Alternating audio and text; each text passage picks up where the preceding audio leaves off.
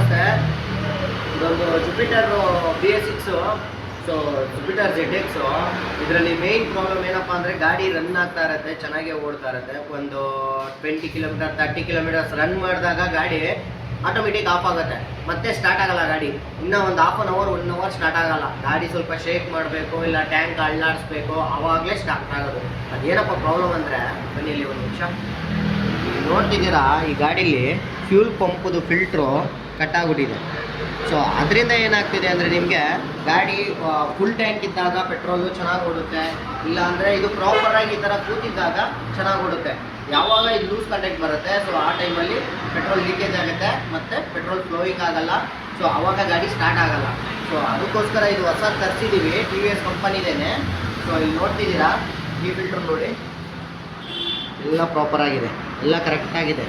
So ಇದರಲ್ಲಿ ಏನು ತೊಂದರೆ ಇಲ್ಲ. ಸೊ ಇದೇ ರೀತಿ ಮಾಹಿತಿ ಕೊಡ್ತಾ ಇರ್ತೀವಿ LB Twin ಕಡೆಯಿಂದ. Thank you so much.